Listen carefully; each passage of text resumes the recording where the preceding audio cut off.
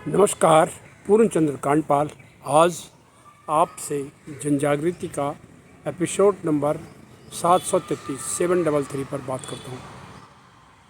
आज का जो जनजागृति है उसमें बात कई विद्यार्थी स्टूडेंट पूछते हैं छात्र छात्राएं पूछती हैं कि हमारे ज्ञान के स्रोत क्या हैं, मुख्य हमारे ज्ञान के स्रोत क्या हैं।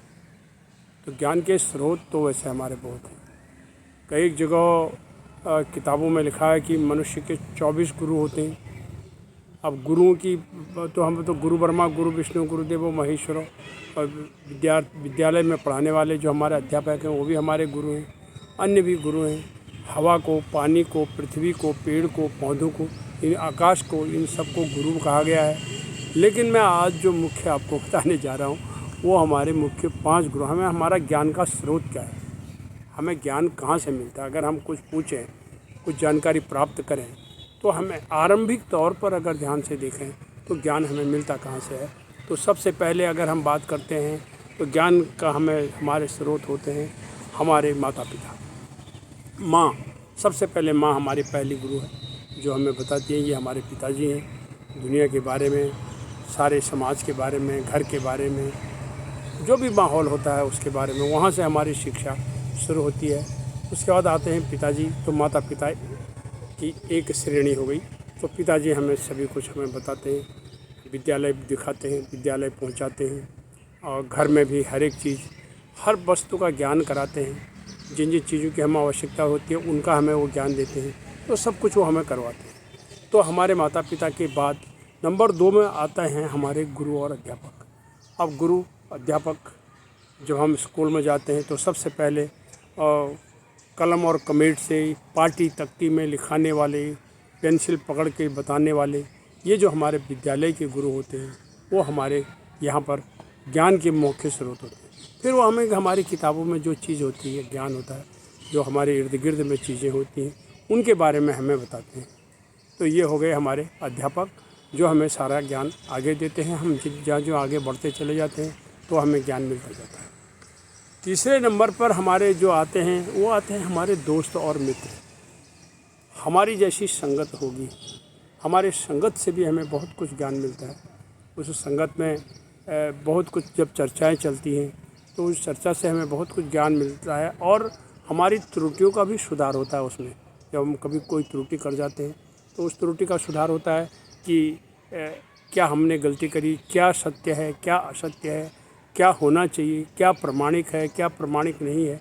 इन सब चीज़ों की चर्चाएं हम जब बात करते हैं तो हमारे साथ में पढ़ने वाले, साथ रहने वाले हमारे जो भी मित्र होते हैं वो अपने अनुभवों के अनुसार भी हमें ज्ञान देते हैं। तो ये हमारे तीसरी श्रेणी के, यानी हम अपने मित्रों से भी हम बहुत किस्म का, अपने दोस्तों से भी हम ज्ञान लेते हैं। अब आता है चौथा में आता है भ्रमण। भ्रमण अगर हम करते हैं तो हम निकलते हैं, जिसको देशाटन भी कहते हैं। हम किसी भी प्रकार का हम पर्यटन करते हैं तो वहाँ जाते हैं तो वहाँ नई नई चीज़ें देखते हैं, और आने वाली परिस्थिति के अनुसार जो मुसीबतें आती हैं रास्ते में, उदाहरण के तौर पर आप गाड़ी से जा रहे हैं, कार से जा रहे हैं, तो आपकी कार पंचर हो जाती है। एक जंगल में आप रुकते हैं, कहीं पर पानी नहीं मिलता, कहीं पर और भी समस्याएं होती हैं, कभी कुछ जंगली पशु मिलते हैं, और कहीं आप अनजान रास्तों में भटक जाते हैं।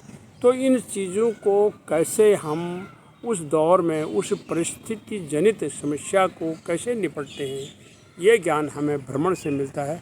और हम उसी हिसाब से, हम किसी होटल में रहते हैं, किसी छात्रावास में रहते हैं, या किसी सराय में रहते हैं, धर्मशाला में रहते हैं, जहाँ भी हम जाने का हमें मौका मिलता है तो हम इन चीज़ों से भी हम बहुत कुछ सीखते हैं। नदियों से, तालाब से, पहाड़ से, झरनों से, जहाँ भी हम गए वहाँ से हमें उस भ्रमण से बहुत कुछ हमें मिलता है।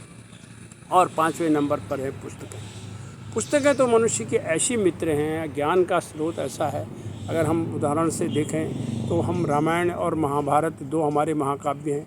अब इनमें देखिए, इनमें पारिवारिक सारी चीज़ें, सामाजिक सारी चीज़ें, और क्या क्या हुआ, क्या क्या घटित हुआ, कैसी रिश्ते नातों के साथ क्या हुआ, क्या नहीं हुआ, इस प्रकार की सारी जो चीज़ें हैं ये हमें इन पुस्तकों से मिलता है।